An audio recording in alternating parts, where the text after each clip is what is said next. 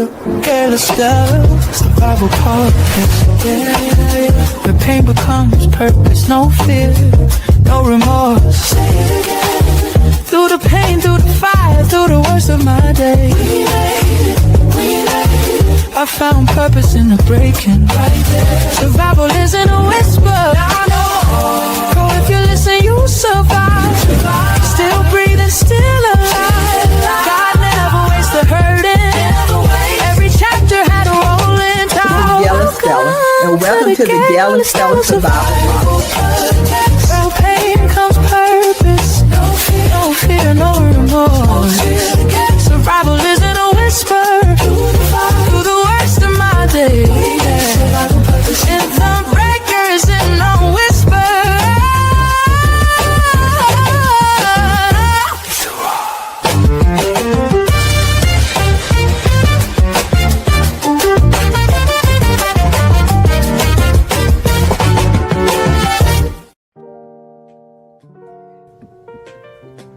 Hello, everyone. This is Gail Estella, and welcome to the Gail Estella Survival Podcast.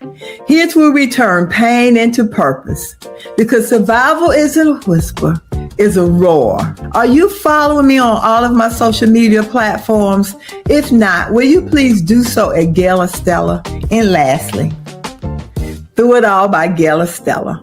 Have you purchased your copy yet? If you haven't, it's not too late. You can go to truevinepublishingcompany.org, Amazon.com, or anywhere books are sold. My guest tonight, the conversation was so good and so enlightening and so inspiring that we didn't get to finish. So we agreed to do a part two, or to record a part two. And that's what we're doing tonight. This is the second part of Still Smiling Through It All with Miss Cathy Crawford. And listen to her story. And to know that if you're going through anything, that you can still smile and God can bring you through it all. And she is a living testament of that. Here she is, Miss Cathy Crawford. We're back. We're back. Yes. And I so enjoyed the first session, or first part of our interview. Talked about your brother Pokey and his death and everything that you went through, being a caretaker for him being your best friend, and the grieving process. And while he was going through his illness, your mother and father were experiencing their own ailments and illnesses as well. Exactly. Yes. So mom was more unbeknownst to me, but she was already in her latter stages of dementia.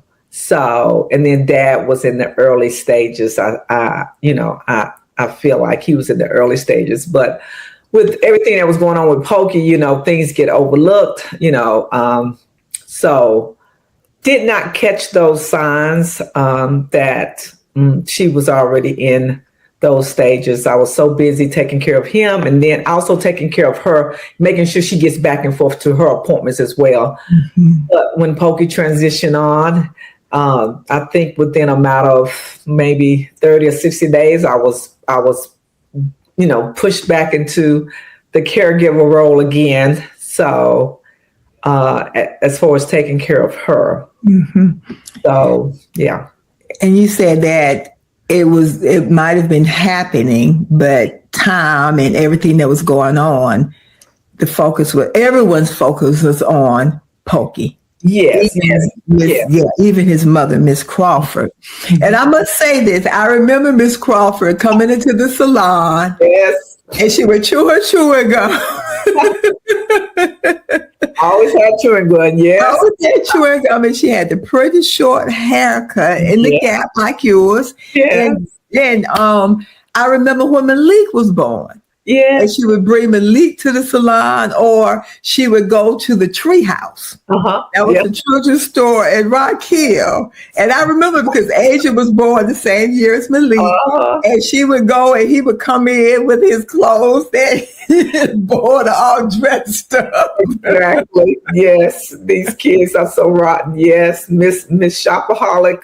Yes. I remember that like it was yesterday.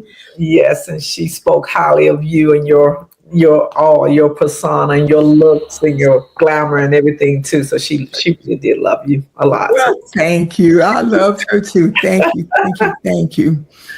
So yeah. Miss Crawford.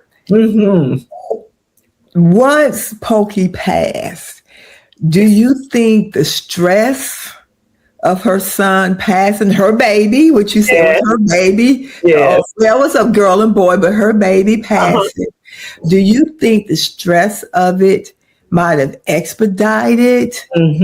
I certainly. Yeah, certainly. I totally agree with you on that. It did.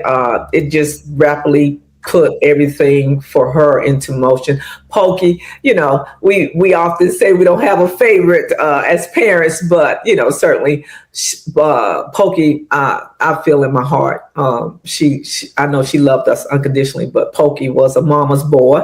And she adored him, and they just was mini-me's and stuff like that. So he had a way with her like no other. So once my brother transitioned, my mother health declined, rapidly to the point where, she got COVID and went into the hospital. She had the lipedema that came out of nowhere. She didn't have any type of thyroid issues or whatever, but all of a sudden the doctors was unbeknownst to the doctor, she just developed lipedema on both of her legs. So, which limit her walking ability, and she was being treated for that. And so, everything Pokey's death just compounded everything, for her. So, as well as, for me, how was that watching your mother's health decline after recently losing your brother? Did you have time to grieve him, or you just had to go back into survival mode and caretaker mode? Yeah, I didn't have time to grieve. I didn't have time to grieve for anyone, doing all my death that has occurred in my life. No, it was back to work because, I was working part-time as a therapist. So I was able to make my own schedules as far as my clients doing therapy and things of that nature with Pokey. So it was back for a little bit full-time, and then putting people in place for her. Pokey was a Navy veteran, so certainly I had the assistance of the veterans for him, and he was still able to do things. He was a trooper through it all. With Mom, it was just that I had to put people in place, even though she was married to a veteran, my father, who did 21 years in the service in the Army. She still needed more assistance, so. I was able to put people in place and for her for that, while I tried to work and I think I was in Chester County at the time. So yeah. So I was able to put people in place to assist me. And then when I got here, I took over. But she developed. How was it trusting the home health aides and trusting the caretakers? Because we experienced that with my father. You have some good ones, and then you have some that just don't do anything, especially when the parents or, the patients are elderly and living alone.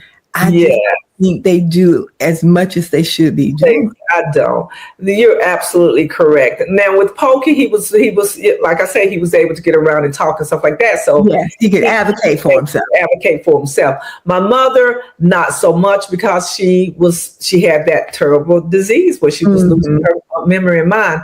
So certainly within her stages, I I terminated a lot of people. Yeah. I terminated a lot of people, either Yes.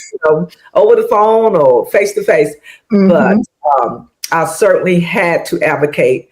This is my mom. You will, if Mm-hmm. if this is what you do, I need you to do X, Y, Z. I was able to place, I have a bit of a trust issue, because these are your loved ones. So Of course, I yes. took it upon myself to place in security cameras everywhere, Yes, we did too. so I can watch while I was at work. So, but I was able to get some good nurses and CNAs. One particular CNA, she was marvelous for my mom as well as my dad. Oh my gosh! But two different people. But yes, Mhm. but certainly just making sure she was being treated with dignity and respect, Yes, I even though like she those was able words. to take care of herself. I had to make sure they still treated my mom with dignity and respect, and for the most part they did. I had some good CNAs and nurses. Yeah. How was it for you watching your mother's mental capacity decline? I often miss signs, like now in hindsight, when I spoke to the neurologist, I was like, my mom kind of transitioned kind of quick with this disease. And he informed me, no, Miss Crawford did not. You missed the signs because of everything else that you was going through. Yes. So your mother was in those stages while you was taking care of your brother. And I was like, oh my gosh, how did I, and I did. And looking back on it now, trying to pinpoint times, I did. I can see where I did miss signs. Because like we spoke about the last time, this is during COVID too, even though we was coming out of it, it was not such a panic thing now. People was venturing out. We were still somewhat, on alert status with it, not wanting to catch it and things of that nature. So, yeah, just in hindsight now, I see that she was going through periods, of the disease that I just kind of missed. And when it was more prevalent Yes. and more noticeable, what did that do to you emotionally? When it was more prevalent and I could see it, that broke me down a little bit. I used to always say that C word. I used to hate having that C word. Now I add something else to the C word. Yes. I hate it. It's the worst disease. Those two that I can think of at the moment that stands out. But yeah, when I noticed it, it was pretty much we was on the downfall from that point. She wasn't able to walk. Like I say, she developed COVID.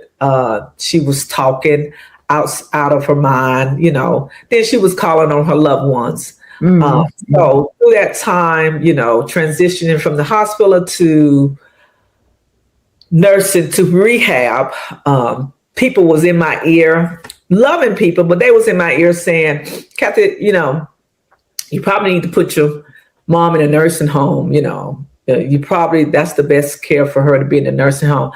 But my walks with nursing homes since I was an adolescent and teenager, volunteering my time up there when my grandfather was there, I did not like what I saw. And I'm not saying our nursing homes are bad. They just didn't sit well in my spirit.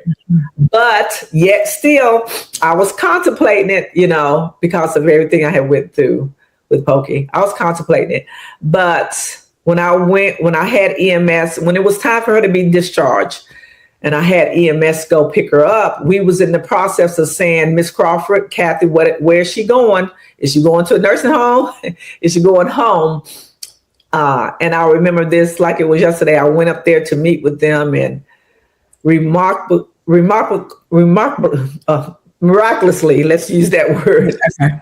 She came back to herself, and she was like, And she wasn't even talking. She was really just like, couldn't notice who I was, whatever, but they come back. So when I walked in the door and we had the EMS people there with the bed, she kind of trying to get her in the bed. She kind of rose up and looked at me and she was like, you promised. And I was like, promise what? She was like, you promised that you would take care of us. You would take care of us. You wouldn't put us in a nursing home. And that hit me like lightning. And I said to the EMS, take her home. Yes. Take her home.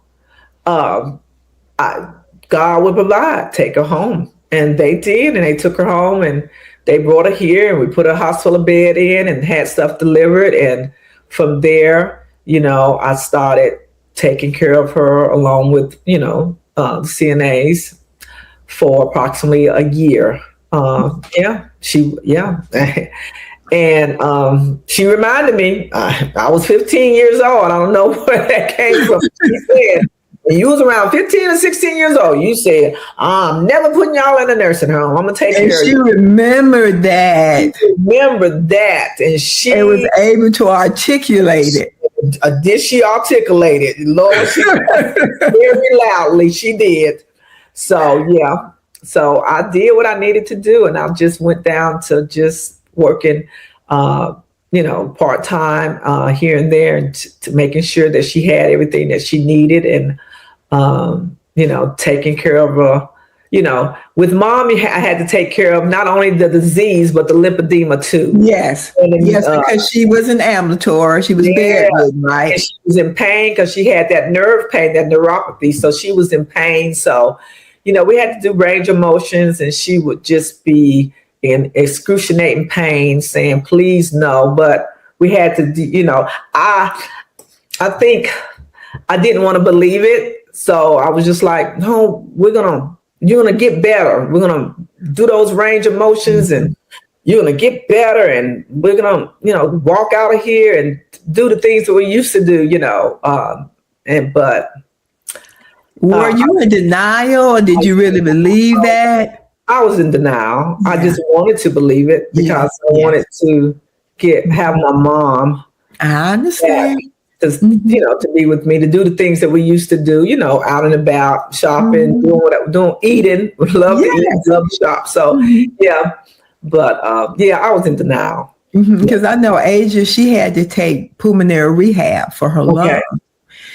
And I remember one day she was saying she didn't feel like going. And I kept saying, but you have to go. You have to go. That's the only way you're going to get better. Because in my mind, I'm thinking, this is rehab. Just like if you break a leg and you rehab it enough, you'll be able to walk on it again. So I felt if you rehab your lungs enough, they'll be strong enough that you won't need oxygen and it'll be okay. But that's not how the lung works. And that's not how it worked. And I look back now, I was in denial and I wanted it so badly. That I just pushed her. I'm like, you got to do this. You got to do this, And I was doing the same thing with my mom. And even when the CNAs would call me and say, your mom doesn't want us to touch her legs. I was like, we have to.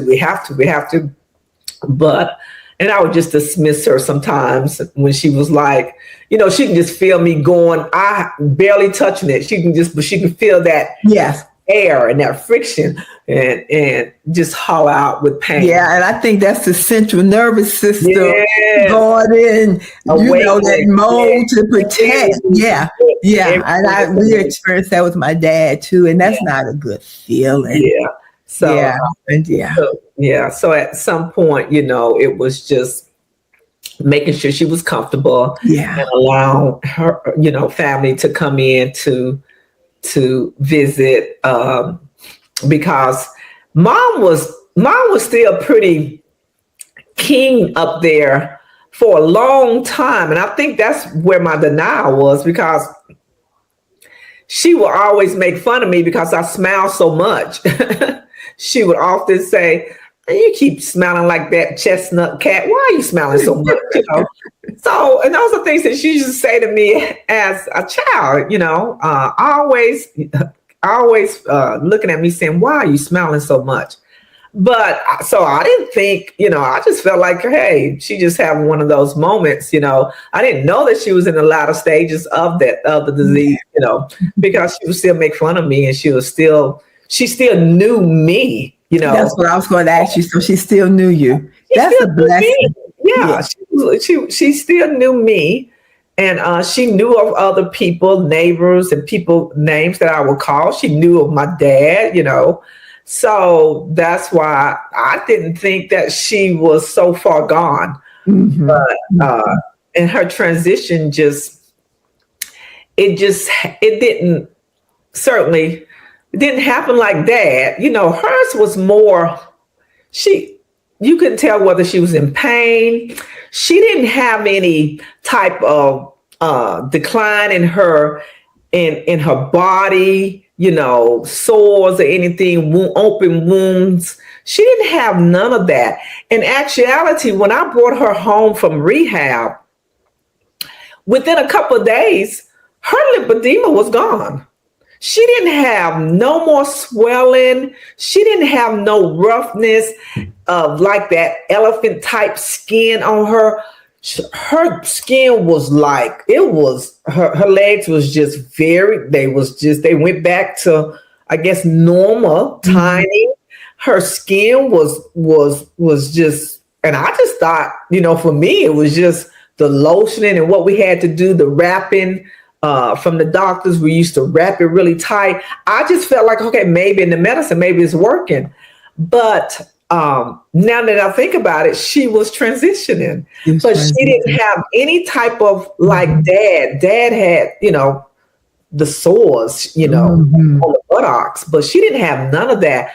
So certainly when I walked in and saw the hospice nurse there, and she was like, we went through a period, Dad used to call me because Dad was still ambulatory, right in his mind. Yes. So I wasn't residing here full time at that point. I had my own place, and I would just stop in and, make sure everyone was comfortable and, settle the house for the night, and I would leave, so, but Dad would often call me in the middle of the night saying she was yelling out and stuff. And she was talking to the angels, her people. And, how was it for your father experiencing this? He had just lost his son, and now he's seeing his wife's health decline.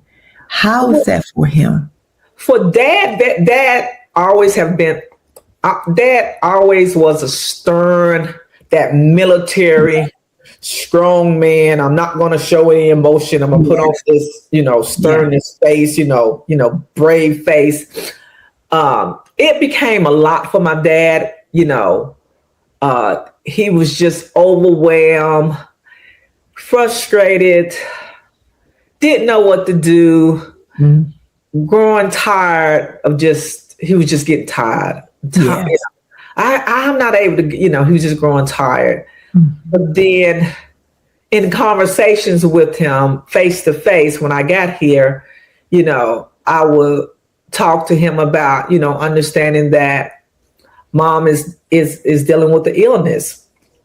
Unbeknownst to me that he was going to be dealing with the same illness. Yes. Yeah. So I'm talking to him and, saying, Dad, got to find some compassion. I understand what you're going through. You lost your son, your only son. Now we're going through this, but Mom is not going to get better. It's, so in talking to him face to face and helping him understand that she's not going to get better, I think in time he started just relaxing more, becoming more empathetic, and realizing that his wife of almost 60 years was transitioning. So yeah. Were you there when your mother passed? I was here when my mother passed, but I didn't know she had passed. So like I said, I arrived, and the hospice nurse during a period of a couple of weeks, my mom she was not eating, and I was trying to make her eat. Like, come on, we got to eat, soft, make her sip through the straw. And she was trying, and that's why I knew that she got it. But then Dad would notice at night, she would develop this phlegm, this thickness. But hers was more dark. Hers was dark and thin. I mean, it was just like, it was so thick. But when he told me about that, he was like, and I got here and I started noticing that. I said, something's not right. So that's when I called in hospice, and, they was telling me that, this is a form, a sign. Yes, I remember all of that with my father. I was just like, oh my goodness. But I was still working and coming home. And so I think one particular day, the nurse had said that, I think your mom is transitioning. So I got there and I called two of my closest friends, and they came to the home, and I walked in, and my dad and I was by her bed, and she was fine to me, she was breathing, but she was staring up into the ceiling. Yes, but I kind of did not hear the nurse say she's transitioning, she's going. So I walked into the kitchen. I left my dad there with her, and I walked into the kitchen. And then my two friends, my besties, Sandra and Loretta, came behind me. And Sandra was like, Cathy, did you hear the nurse? I said, yeah, I heard the nurse. She was like, your mom is gone. I was like, no, my mom is not gone. And she was like, yeah, your mom is gone. That's what she was saying. Your mom has transitioned. And so I turned back around and I ran back in there, and I just, certainly wailed. Yeah. And then kissed her and said, so Mom went just peaceful, she just, Can you remember the last words that you said to your mom? Oh, yeah. I told her that, I loved her, that she go ahead and go be with her favorite child, Pokey. I said, that you go on up there and be with your favorite Pokey. He's just, I love you, and you was one of the best moms that a girl could ask for. And I kissed her, and then that's when the nurse was like, she had already, taken her last breath. So yeah. And again, I'm sorry for your loss. Thank you. Yeah. Were you able, because I'm quite sure you were the one that had to take care of the funeral arrangements and everything again. Yeah. But you know what? And this is what brings such a smile on my face when I think of my mom. My mom knew that she was dying. And I walked around this house saying, oh my gosh, I got to find pictures. I got to do the obituary. I got to do the program. And I was calling on God to help me. I'm going through this again. And certainly I had the help of my cousin in all the funeral arrangements for everyone. But I went through this house searching for pictures and things of that nature, because I knew the type of obituary that I was going to have. And I opened up the closet where she was in one of the bedrooms where she was at way before, she transitioned from the rehab. She stayed in her bed in one of the bedrooms, and we had a recliner and things of that nature. We had a hospital bed in there before I put her in the living room, which was more space. My mother was back there during that time, doing her obituary, her program, and everything. And I had not a clue. And so I called on God. I remember this. I was in there crying, and I called on God, and I was like, oh my gosh. And I knew we had pictures everywhere, from way back when. I went up in her closet just to start gathering things out. And lo and behold, on the top shelf, pictures fell down and a notebook fell down. And I was like, oh my gosh, look at the pictures. So I was looking at the pictures, and I was like, this notebook. And I opened up the notebook. My mother had already written out her obituary, my father's obituary, my sister's obituary, the program, the repast. She had specific instructions to me. She said, Cathy, now, and I can see her doing this from heaven. Now, if I don't look good, you make sure I have a closed casket. Don't you have? And I have that note. I have that writing in the notebook to this day. If I don't look good, you don't use that money. You use that money for a nice repast, and you have a closed casket. Don't have me looking in the I can imagine. here.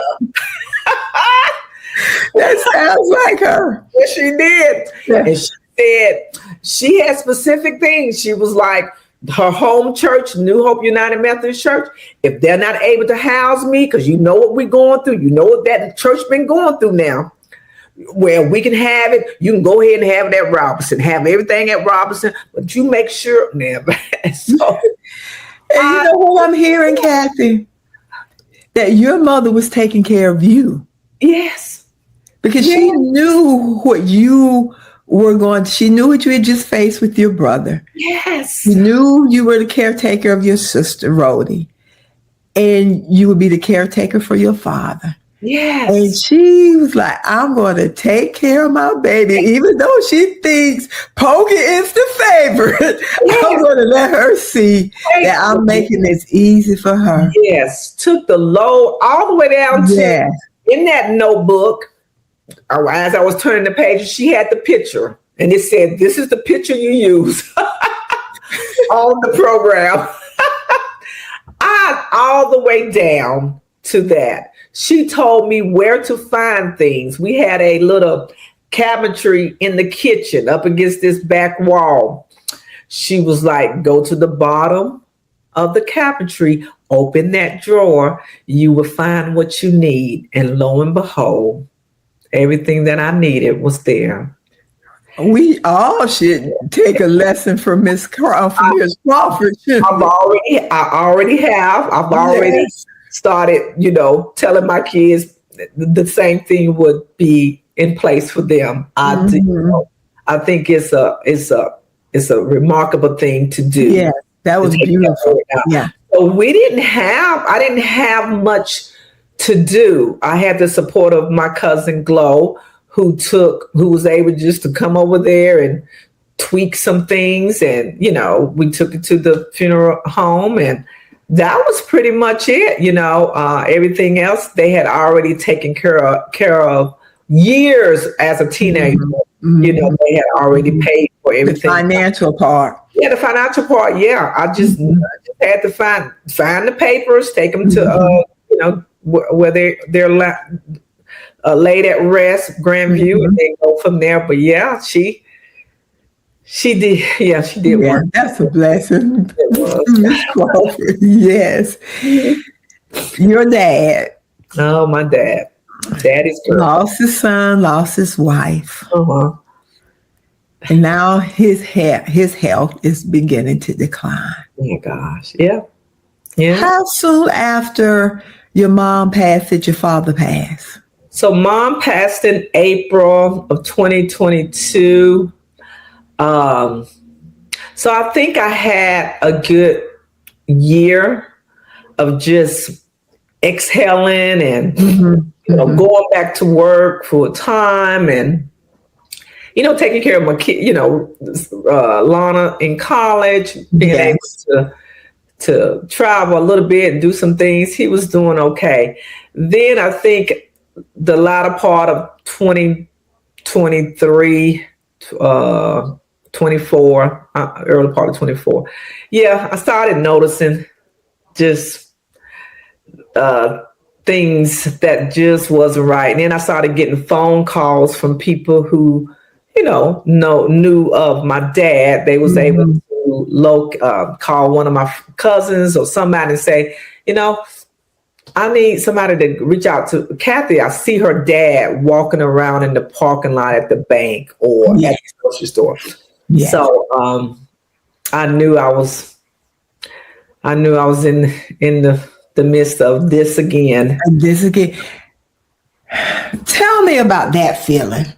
Or tell the audience about that feeling. First, let me ask you this question. Did your father talk about Miss Crawford and Pokey? Did he ever talk about them? He did not. Dad, no, he was introverted. Stern Introverted. Yeah. He didn't talk about it. Now, he was willing to talk about it if you asked about it. Yes. And I used to also remind him that y'all was married 60 years, one woman, we used to joke around. He was like, yeah, Emily. So he would speak upon it if you asked. Mm-hmm. He didn't speak too much of Pokey, I call him Pokey Purnell.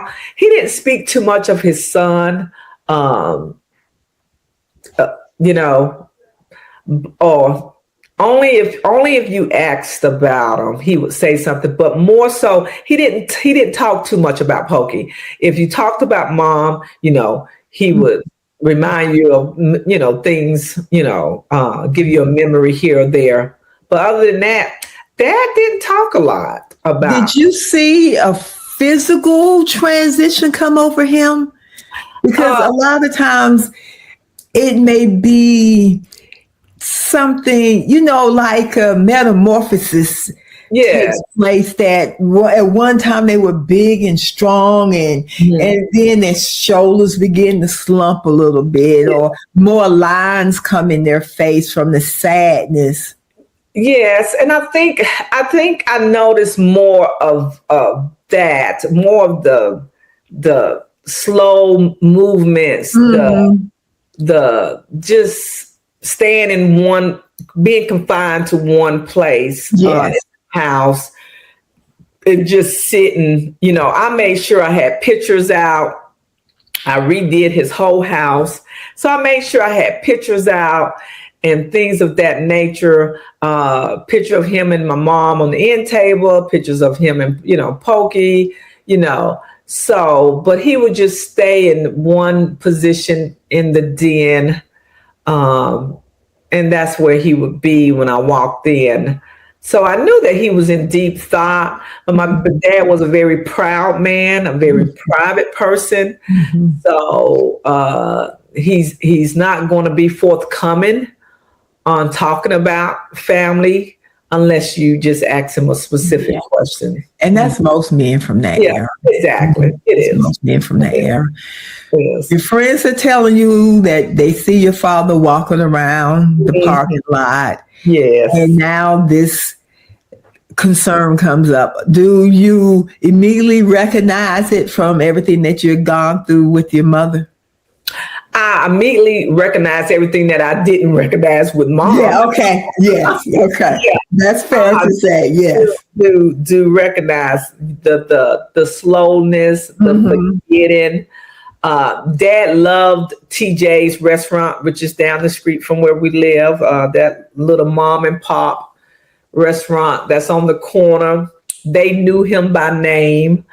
So he would go down there every morning to get his coffee and eat, every morning. So I noticed the driving. That was the first thing I noticed. Wasn't driving as carefully as I would like, So at that time, when I was taking him on his many appointments, the primary care physician was like, Mr. Crawford needs to stop driving. He needs to stop driving. He was in his, late 80s. He needs to stop driving.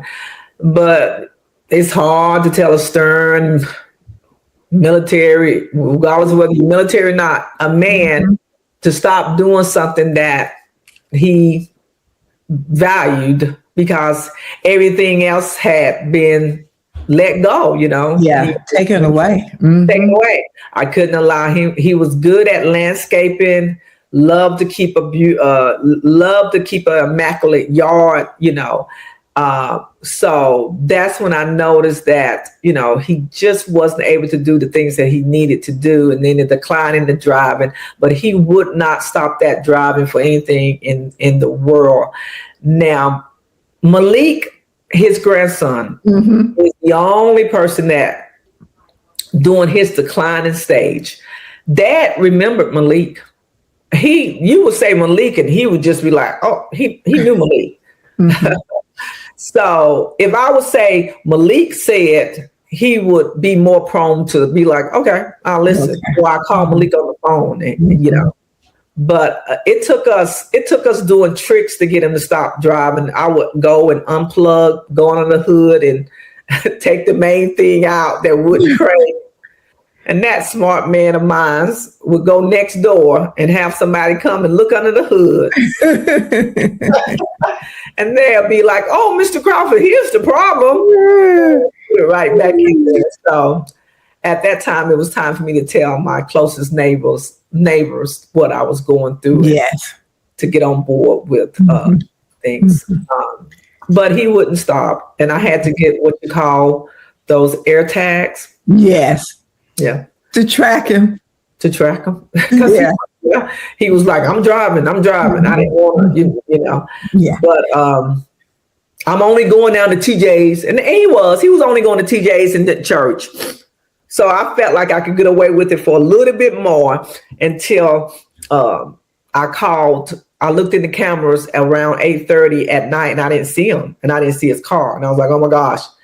So when I got here, he wasn't nowhere to be found. And so I looked on the tracker and it was like, at that time it was going on 9:30 and I was, my heart. Yeah. And it was dark. See where he was at. And then as I was driving there, he still had his cell phone. A lady was in the parking lot or she was walking, whatever the case may be. But she called and she said, there's a man down here. And I was almost there anyway, but he was there and he was like, I was coming to get something to eat. And then I was like, but it's 9:30 at night. It's closed. Let's go home. So yeah. I want to read something to you. Okay. Studies show that for the overall U.S. population, Black Americans are roughly 1.5 to 2 times likely than whites to develop Alzheimer's and related dementias. Current cognitive tests, which were largely developed based on white populations, may not accurately reflect cognitive health in Black populations, potentially leading to underdiagnosis or misdiagnosis. Alzheimer's is the 4th leading cause of death in older Black Americans. Yes. And yes, very true, very valid. Yes. And Dad and Mom had great doctors, took them to Metrolinian Neurological Associate. And, they did good. They placed them in, that little scan. You have to go and sit. Yeah. And doing, and I kept up to date on Dad, especially. I needed to know where he was at stage wise. Not understanding there's either, and I may be wrong. I'm just trying to remember what his doctor used to tell me, what stage. I think there's either 6 or 7 stages of this disease, but they will always keep me abreast when he used to go on his monthly appointments. I used to ask, and he will always tell me, Mr. Crawford is between stage. He's going into stage 6, something like that. So, yeah, I kind of, it is. And even when you try to implement more healthy foods, fibers, and, as well as trying to keep their memory alive by doing crosswords, puzzles, brain games and stuff like that. With Dad, I had all that stuff. I still have it here. I had healthy foods being delivered, to the house. So but he really did not adjust to doing the crossword puzzles or the word search or the reading. I had magazines, didn't. No, Dad just wanted to go down to TJ's, socialize a little bit, and come back. But I knew that I had to stop the driving at some point. And that day came when Lana came home for a visit from college, and just like clockwork, he got up early in the morning, 6, 7 o'clock in the morning, got in his truck, and we kept hearing a banging sound. And Lana was like, Mom, what is that banging sound? I said, I don't know. And so I kept hearing it.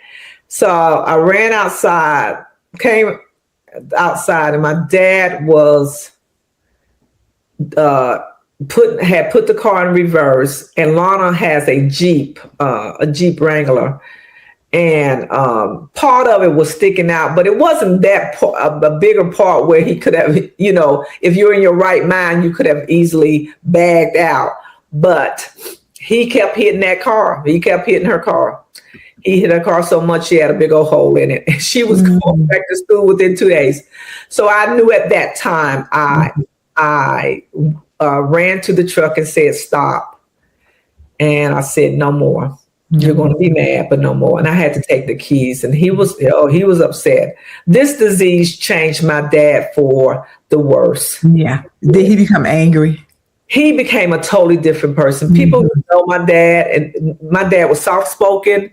My dad was very a gentle soul, wouldn't raise his voice or whatever. He became somebody that I just didn't know. He didn't know. Yeah. I'm going to go back, and we're going to move forward from here. But I want to ask you something. You said that you bought the word brain games, the puzzles, the healthy food. So was this your way of trying to do something different, that you had a little bit more experience now to help save your dad, because you didn't want to lose your father to the same disease you lost your mother to? Yes. I'm a daddy's girl, and people probably know that. And you probably was that daddy. Same for you. I loved my dad. I loved my dad. I loved him to the ends of the earth. He was my rock. And I did not want to lose my dad. Yeah. I did not. I understand. And you said you did something that took a lot of courage, and it took a lot of time and energy and a lot of love, because you worked in Chester. Yes. And you would leave Chester every day for a whole year. So tell us about that. I would leave. I had a wonderful, now I went through 2 CNAs. I had a wonderful CNA with the veterans, with Agape Hospice. Her name is Penny Dixon. And until this day, people around here that are going through some stuff and met Penny, they want that CNA to come to their home. She was remarkable, but those CNAs could not administer medicine. They could not administer shots. They couldn't. They're not certified to do that. So that came on my shoulders. So every day for approximately a year and maybe a couple months, I would leave Chester County at 12. I would get in my car at 11:45 a.m. I would get here by 12. It's about a 22-minute drive, and I was tearing that road up because I had to be back by 1. So I would get in my car no later than 11:45. I would get here by 12:15, 12:20. I would run in this house. I would give my dad his medicine. I would take his blood pressure, and I would give him his prick on his finger, check his sugar. And I would do that every day, Monday through Friday, because I had to get back by 1 o'clock for a session or a class at 1:05 p.m. I did that every day. Because who else? I mean, I didn't have a nurse coming in at that time. the time the nurses came in was doing, you know, when they needed to do visits, you know. Right. But yeah, I did that because I just knew he was going to be around. I said, you know, for a long time. I just felt like that. I kept getting different numbers in my spirit, and I would tell the nurse when they thought, "Oh, Mr. Crawford is transitioning," and I was like, he ain't transitioning," and they was wrong several times. Every time they would come out and say, "Miss Crawford, can I talk to you on the porch?" And they would say, "Oh, I think we got 3 months." And I was like, but the God I serve, no. Yes. And those 3 months would turn into 6 months. Yes. And to the point where his beautiful nurse would be like, "I'm not going to even say when he's going to transition. I'm always wrong." And I say, yeah. I just felt like, because he was so strong, I just felt like, you know, my dad was going to, you know, live for a long period of time, you know, but certainly that didn't happen. But yeah, I would come home every day and I would just do that. And then I would be here on the weekends with them. And I had made him a promise that I would take him to Washington because he always wanted to see the 9/11, the veterans, the memorial where the crash site was at. He wanted to go pay respect to some of his brothers from the war and things of that nature. So I took it upon myself. And one day I said, "We're going to wake up and we're going." And I woke up one Saturday morning and I said, "Come on, we're going." And that's when I noticed the disease was declining fast because unfamiliar places spikes that anxiety and agitation. Yes. So, you know, driving to Washington was a 7-hour drive. I had booked us a hotel close to where it was walking distance. At that time, Dad was in a walker, but, you know, so we was close by, and I had to turn around within 24 hours. Did you? We didn't even make it. You didn't get to go. We made it to the hotel, beautiful hotel. We made it to the hotel. But he was in the hotel room constantly saying, "Where we going? Where you at? Where I'm at? What's going on?" And the only person that could get him off the cliff was my son. So I would call my son and say, my son would be like, "Dad, Papa, I'm going to be there in 5 hours." So if he knew Malik was coming, yes, child, grandkids, he would be okay. But then they don't have an awareness of time. So within an hour, yes, I'm ready to go. So I had to check out. Yeah, I had to check out and drive all the way back in the wee hours of the morning because he was agitated, and it was increasing more to become more aggressive. How stressful was all of this for you, and how hurtful was it for you? I was very hurt by it, but I was very angry. I became very angry with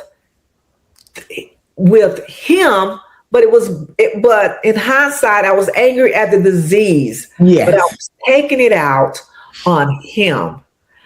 And I used to just ask for forgiveness so much. When I used to be like, "Why?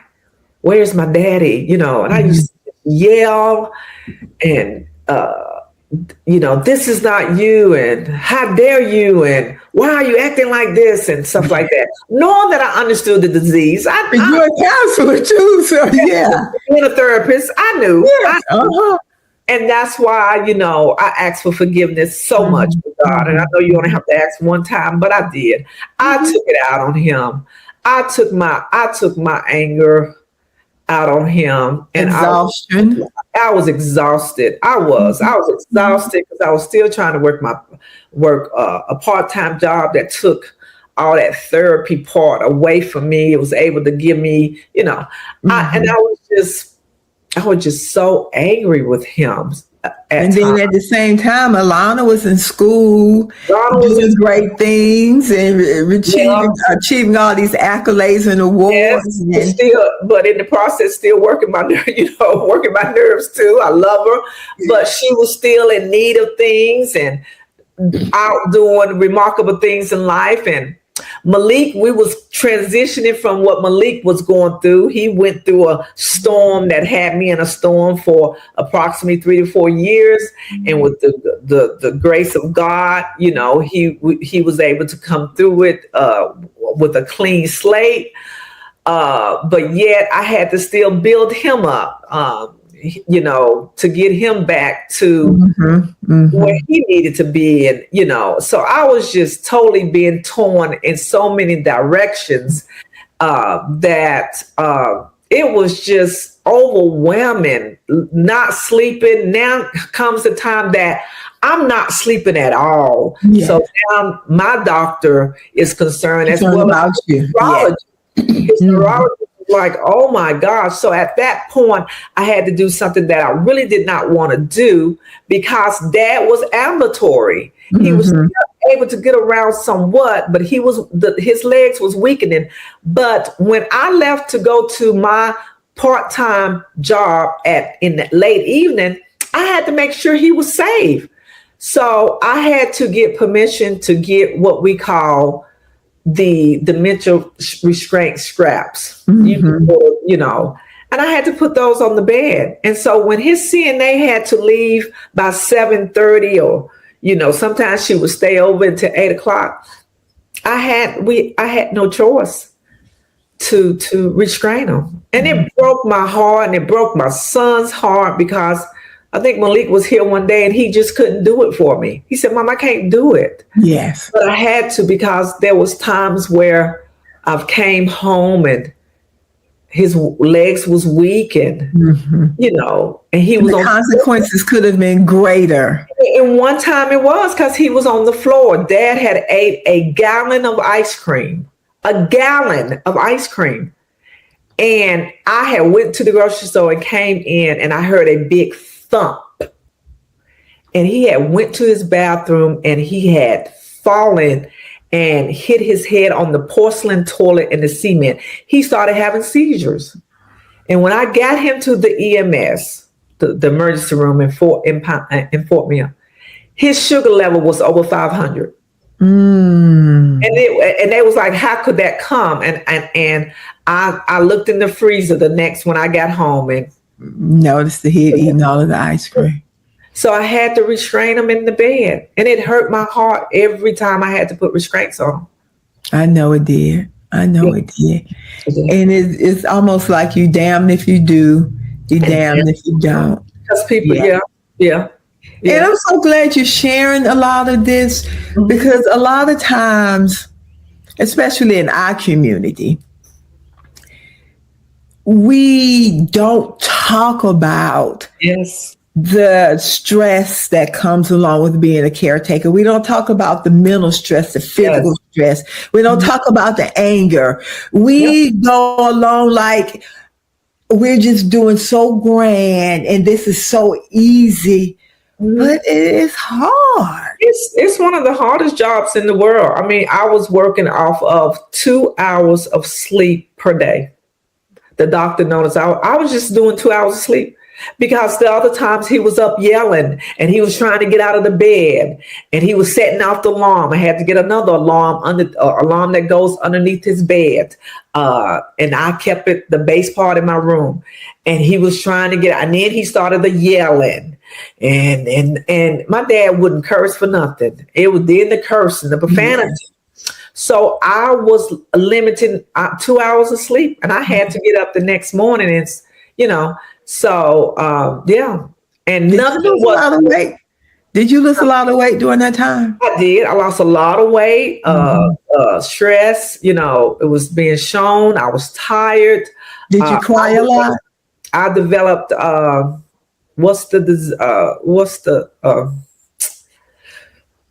not the chicken pox. What the older people get? Shingles. I developed shingles. Didn't even know I had shingles. That was from the stress. It was from the stress, and the doctor but the shingles took a different effect on me when they had to rush me to the hospital because I was having headaches, and that's not part of the shingles. I was having headaches and whatever, so they had to run scans on me because the doctor was like, they've never seen shingles do what it was doing in me. But it was the stress. It was. But yeah, and doing all this, but I wasn't getting any sleep. He was weak. So when he fell and I didn't have no one here, you had to try. Did you lift him up yourself? Yeah. And that weight. That's only came from constantly being an athlete and being in the gym, and was able to say, we're gonna do this, Dad. Come on, we're gonna do this. And what would bring him back a little bit, just a little bit, is he was a sergeant in the Army. So I would be like, Sergeant Crawford, stand. Yes. Move your legs. Yes. He would, yeah. So, yes. Yeah. Yeah. Ooh, were you ever angry with God? Oh yeah. I got angry with God a couple of days ago. I got angry with God. Just thinking about it all. 3 hours in the morning. I just told God I was angry. I said, how dare you? How dare you take everyone from me? I said to him, you couldn't leave me one person. You couldn't leave one person here with me to take on all this, and you couldn't leave me one person, at least my brother, he was only 56. I said, now, and I get angry about it again. And I know that he understands, but because you often hear from people, oh, Cathy, you're going to be blessed. You took care of 3-4 people. Your blessing is coming. So I say to God, when is my blessing coming? When is it coming? When? Yes. Yeah. And what does it look like? What does it look like? Or will I even receive it on this side? It might not be on this side. When am I getting it? When am I getting my blessing? I didn't ask to be placed in this position. I'm honored that I was, and I wouldn't do anything differently. But where's my blessing? Where is my blessing? Where's my time? So, yeah. And we don't know, and we don't know how God is going to distribute those blessings and what they're going to look like. Exactly. But we do know that you will be honored and people look at you and respect you.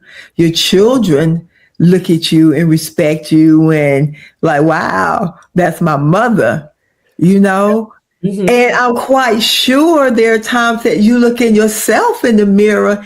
Do you pat yourself on the back, Cathy? I don't. Oh. I don't.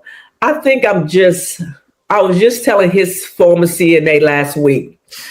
I didn't think that I would be in this position where with grief, I'm a therapist. I've done grief counseling before.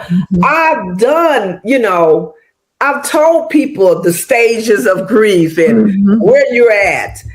And for someone of such that deals with this, I'm not dealing with it.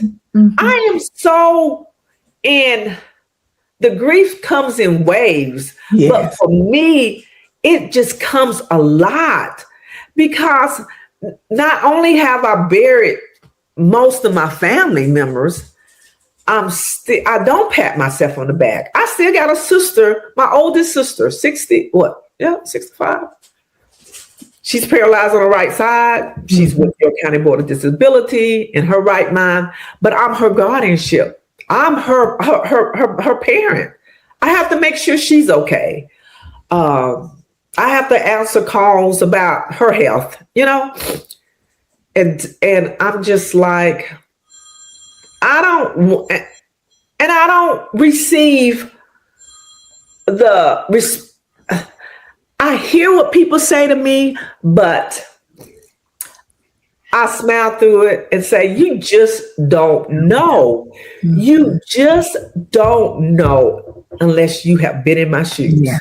And I don't wish this on anyone. Mm-hmm. I do not wish this on anyone. So to have buried all these people and then to turn around and within 2 months, I think it's been 2 months, I buried my only nephew. Yes. A 23-year-old, Mm-hmm. Mm-hmm. heart attack, gone. I'm just like, what? Like, how much am I supposed to take, God? And you know, how much and I wasn't in Tyler's life like that because Tyler had a lot of health issue. But for someone to reach out to me from the hospital, I don't know this person from Adam. One of my former classmates said, someone is trying to reach you. And I was like, who's trying to reach me? Well, they reached out to me to get your phone number. And I'm calling to see if I can give her your phone number. Who is this person? You know, and the only thing the person can tell me is that you used to coach that person in track. I said, well, go ahead and give her my phone number. That's fine. And she did. And she called me from Atrium Health and Power. And I was like, okay, why are you calling me? And she was like, there's someone here that needs to talk to you. And it was Tyler's mom. And I don't know her that well. You know, that wasn't it was just something that happened and a child, you know, my nephew was born, but I could hear in her voice. He said Tyler was in the hospital. He had a seizure and he went into cardiac arrest.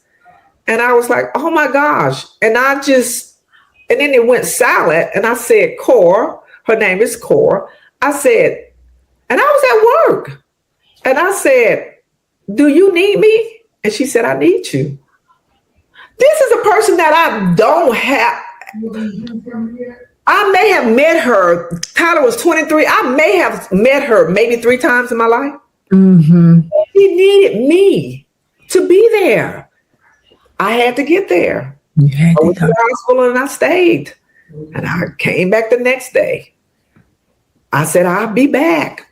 I kissed my nephew and, you know, and when they said that, it was no more that they could do, you know. And that, you know, she had to make a decision to donate his organs, you know, and that was hard for her, but she, but she did. And they included me. They included me. I wasn't a part of Tyler's life, but she thought of me to include me in his walk of honor and to be present when they removed she chose me to be a part of the funeral. I didn't do as what I should have done for Tyler because I was so wrapped up in my own life. But she thought of me. So, yeah. So did you, and you just said you didn't do what you should have done. Did you make amends to her for not being? Of course. When I walked in the door and I hugged her and I said, and I kissed him and I apologized for not visiting more, for not being there more, because but that strong woman of God never said anything bad about me. Yeah. She was like, I knew what you was going through. I said, but I could have done more as an auntie. And I beat myself up about that too. Yeah. Yeah. That's understandable. Yeah. Whew, Cathy. Probably got a but yeah. But here I am and I stand. You stand for people in your life that you've lost. I do. Grief, compounded on top of grief. And I stand. How do you know who to feel sad for? How do you know who to grieve on any given day? Yeah. Great question. I don't. I grieve every day for everyone. I grieve every day. And people that are listening to this or viewing this, they may be like, no, you don't grieve every day. I grieve every day. Yeah. I grieve every day. Yeah. I'm so sorry. I do. And I know that my kids are here, and I have beautiful grandkids. I do. And they often say, Mommy, you got us. And my friends say, but Cathy, you have us. It is not the same. It's not the same. It's that hole, that special place that was reserved for each individual. And no one else can replace that. Yeah, no one else can replace it. Mm-hmm. No one. Mm-hmm. No one can ever replace the bond that I had with my brother, Mm-hmm. the relationship that I had with my mom, and the void, the biggest void that I feel for my dad. Mm-hmm. Yeah. It can't be replaced. Yes. Yeah. I'm sorry. Yeah. You said that you went away to grieve. I had to go, yeah. You took a trip. You went away by yourself. By myself. I stopped at the nearest Dollar General, ran in there to get a little notebook, and I went away for a week. And I stayed, went to a beautiful place, beautiful oceans, beautiful scenery, but I had to reconnect with God, and I stayed in that hotel room from Sunday to Friday. I did not move other than to go downstairs and get some coffee and get something to eat. I stayed on the balcony of my room overlooking scenery, beautiful ocean, and I just journaled. I just wrote down talking to God, grieving. I had to take time to start grieving for each person. Mm-hmm. I didn't get a chance to grieve for Pokey, mm-hmm. for my mom, for my dad. Mm-hmm. I didn't have time. Mm-hmm. I just didn't have time. So I had to reflect, and I had to ask God.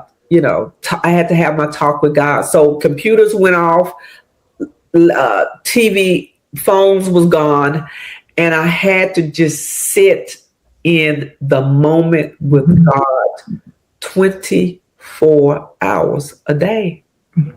How does being honest with yourself look like? Because we can lie to others. Mm-hmm. And we lie to ourselves. Oh, yeah. We certainly do. Yeah. How does being honest, because you said you could have been a better auntie to Tyler.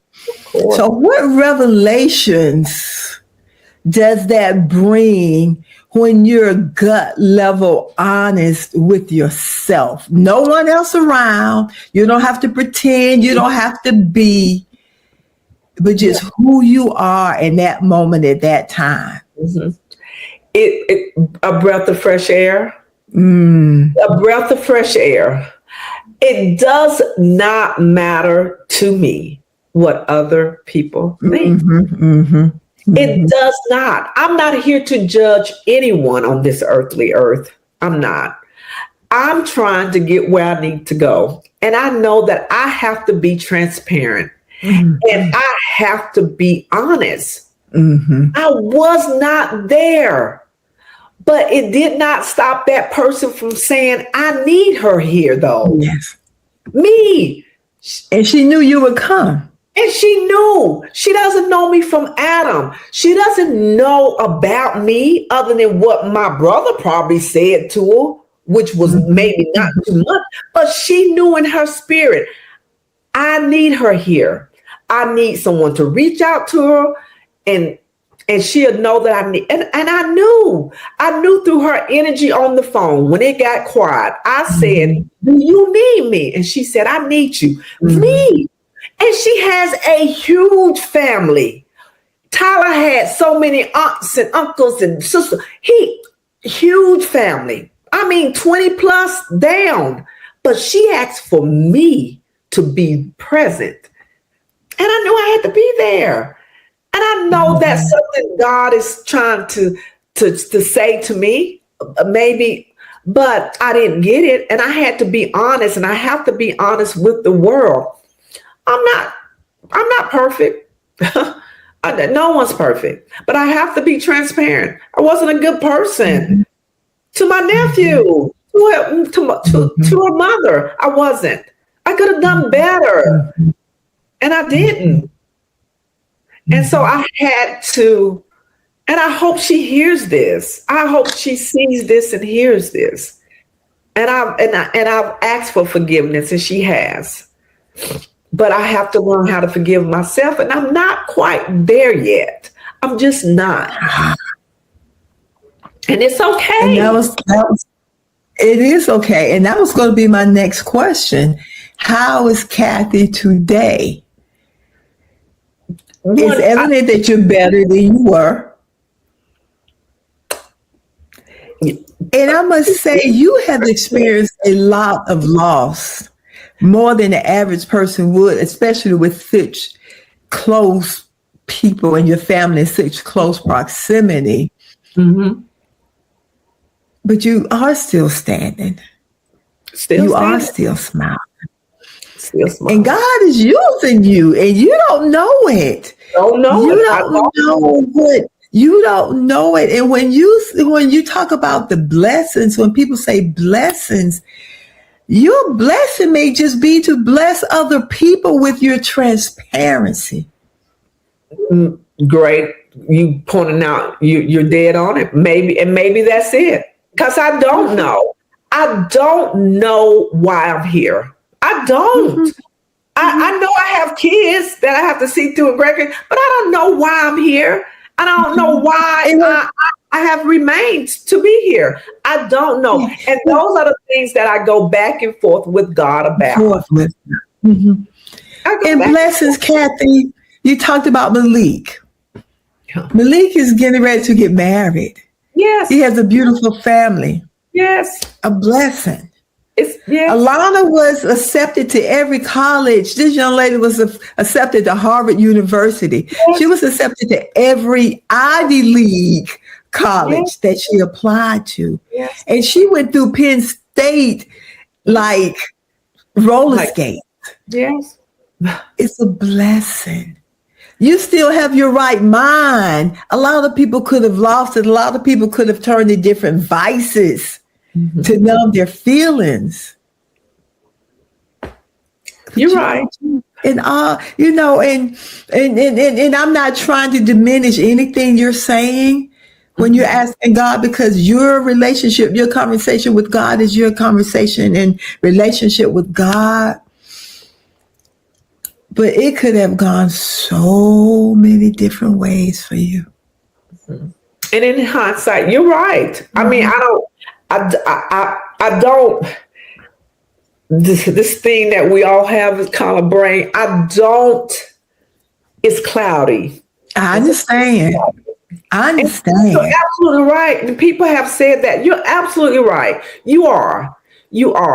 But right now, I'm numb. I need to be very happy for my son's upcoming wedding.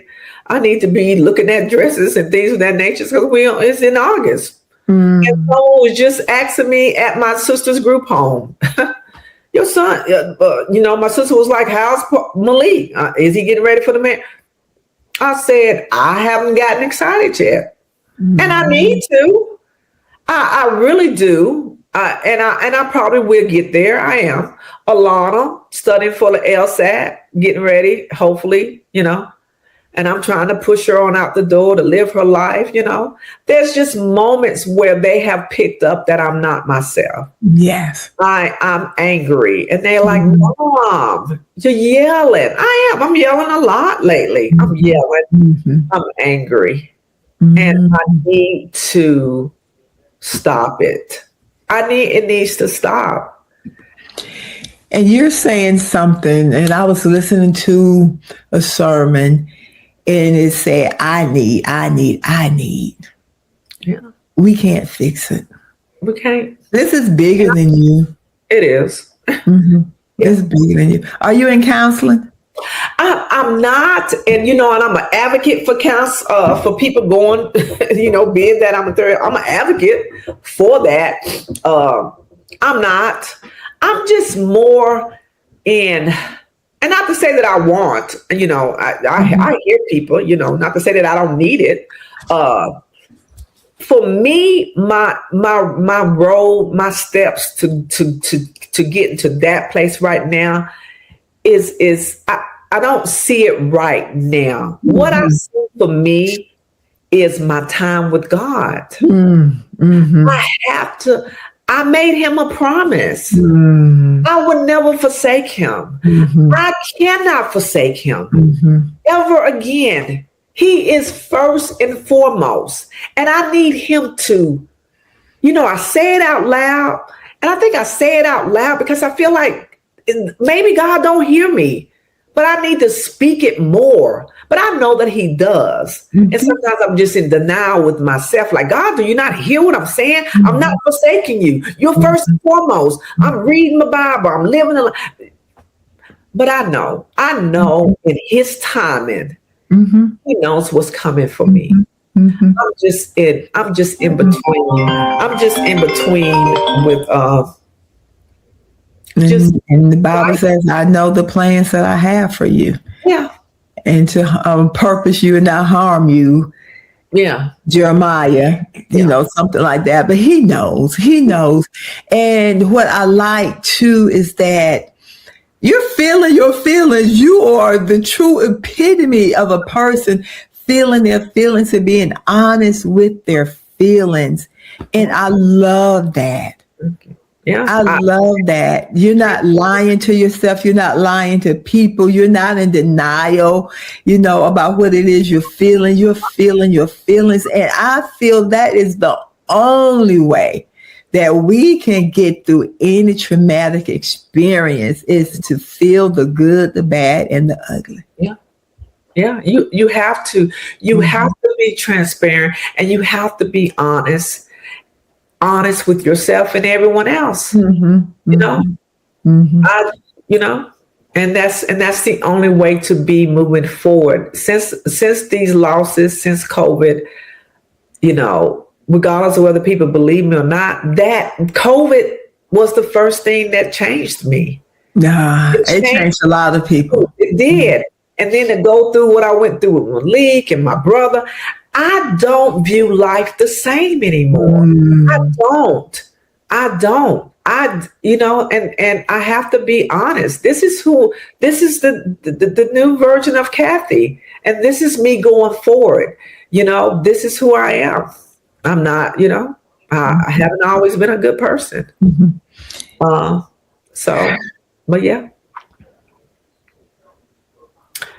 With you being honest,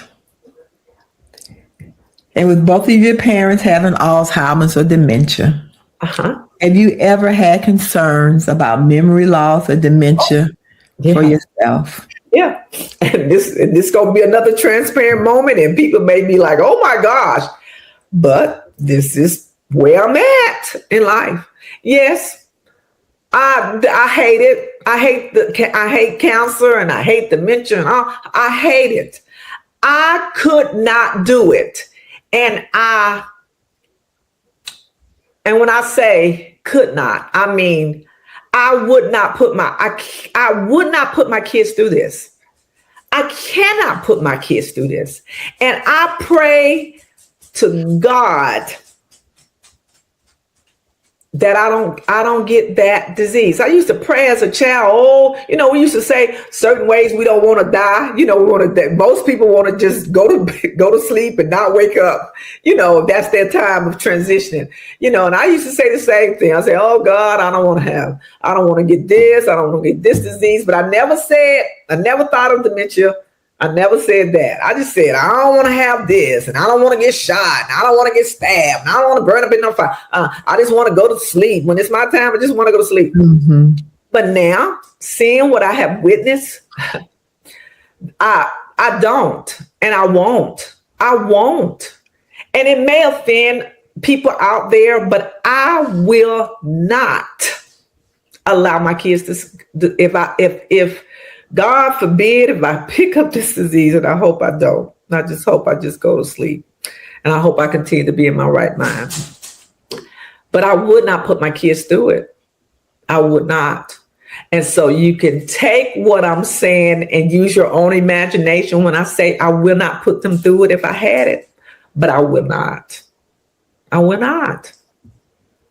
It was hard for them. And they was only here for maybe a day or two. Mm-hmm. It was hard for them. And to see my son, like, how, in my son's eyes, he calls me the GOAT. And I didn't know what GOAT was. He was like, LeBron, Brian, you're my GOAT. Mm-hmm. I couldn't put them through it. They could not do what I've done. The wiping of the wiping, the change and the shower and the this and that and that. They couldn't do it. And they'll sit up here and say, oh, well, yes, no, you can't. Because you couldn't do it when I needed to, if I needed to run to the grocery store or go to my doctor's appointment. It was hard for you to do it then for your papa. So I know they would not be able to do it. And I would not want to put them through this. And I will not. And I will be at peace with the decision that I've made for myself. I will be at peace. I've already prepared them for that. Does it upset them? Yes, it does. It does. And I understand.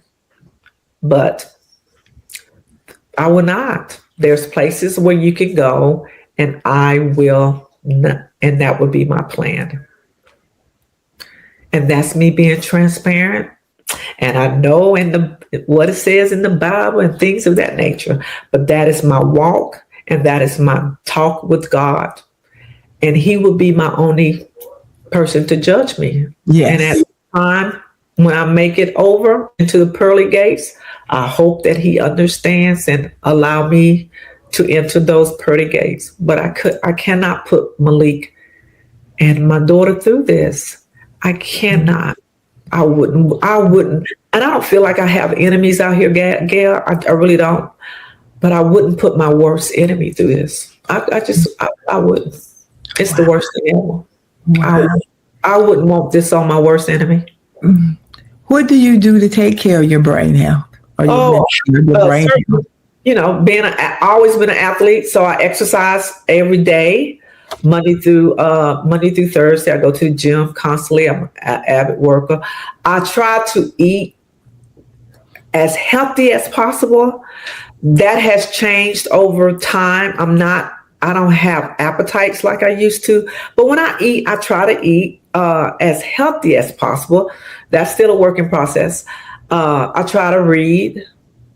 I'm thinking about taking over-the-counter brain medicine. The brain that they advertise on TV. I'm checking into that, but I try to keep my brain active.